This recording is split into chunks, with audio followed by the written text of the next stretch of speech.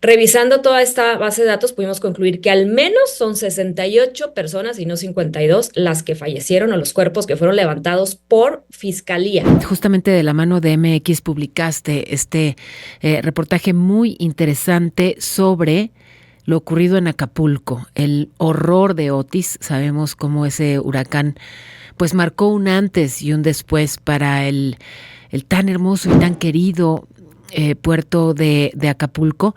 Y bueno, pues pusiste el foco en lo más importante, que son las personas. ¿Y el número de muertos? ¿Se ocultaron las muertes luego del paso de Otis en Acapulco, Sandra? Pues mira, fue justo con esa pregunta, Paola, con la que nos sentamos el equipo de investigación de MX, conformado por, que tengo que mencionarlos, por supuesto, Gloria Piña, Axel Chávez, Santiago Alamilla, Esteban David Rodríguez y Mari Carmen Gutiérrez y Miguel Ángel Teposteco, 6 reporteros, y nos sentamos y quisimos contestar esa pregunta. ¿Fueron más muertos? Tengo la particularidad conexión con este evento. Como sabes, Paula, yo estuve en el huracán, viví esos días, digamos, toda esa semana ahí entre escombros, basura, sin comida, sin tener que tomar, viendo heridos, viendo cómo había quedado absolutamente destrozado el puerto, viendo cómo los edificios realmente quedaron en esqueléticos. Y la gran pregunta desde ese momento fue, ¿cuántas personas habrán muerto aquí? ¿Cuántas víctimas hay? ¿Cuántos desaparecidos? Pasa el tiempo y nos damos cuenta que el gobierno se mantiene en una cifra prácticamente de 52 personas fallecidas y 30 desaparecidos. Y es cuando pues nos sentamos y decimos, a ver, vamos a revisar si esto es cierto. El periodismo parte de la duda. Así se vea titánica la tarea de resolver esa duda, porque no fue nada fácil. Entonces, les cuento. mm, Dijimos, primero vamos a hacer un registro de la información que se tenga de las víctimas mortales y de las personas desaparecidas. Formamos unas bases de datos, revisamos hemerotecas, periódicos, reportes oficiales, contactamos a las familias.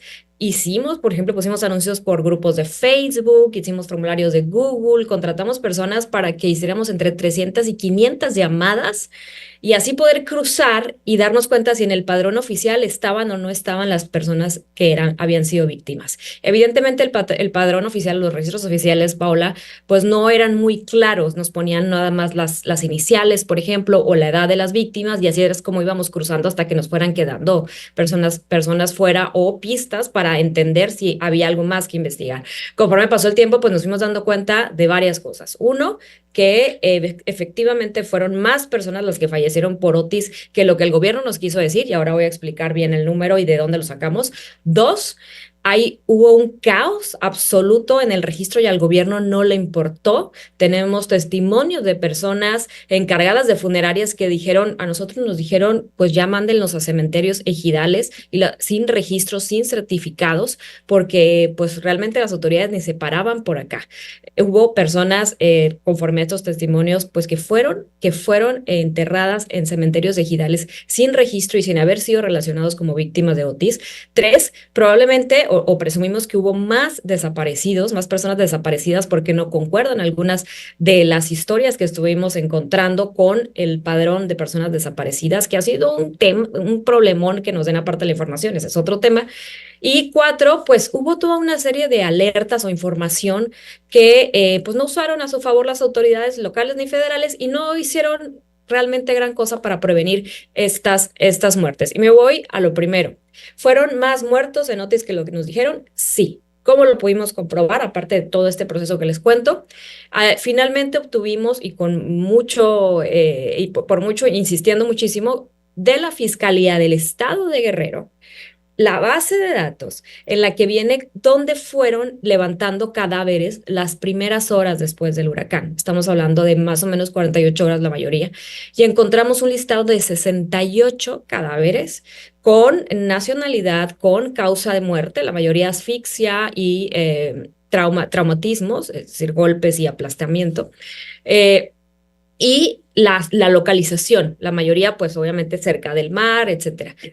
Revisando toda esta base de datos, pudimos concluir que al menos son 68 personas y no 52 las que fallecieron o los cuerpos que fueron levantados por fiscalía. O sea, esto es gravísimo. Quisieron Sí, hay olvidar al una menos 10. contradicción, digamos, entre los datos. Nada más si cruzas datos oficiales, ya hay contradicción, ¿no? Ajá, exactamente. Y ahí ya estamos hablando de que hay una disparidad de 16 muertes que no nos quisieron informar aún cuando estas muertes pues hayan estado registradas en las Sí. bases de datos de la Fiscalía, ¿no? De los Ujú. cadáveres. Otro dato que nos parece súper importante y creo que no hay que perder de vista, también revisamos el número de cuerpos que entraron a CEMEFO en el 2023 y específicamente las 4 semanas posteriores al huracán. Recordemos que esto fue un caos y fueron días y días sin servicios, sin agua, sin servicios de emergencia, sin ambulancias y demás, y pues se fue alargando, ¿no? La respuesta a la tragedia Sí. y encontramos un número pues preocupante porque fueron 133 cuerpos los que entraron a CEMEFO de Acapulco un mes, 4 semanas después de Otis, ¿sí?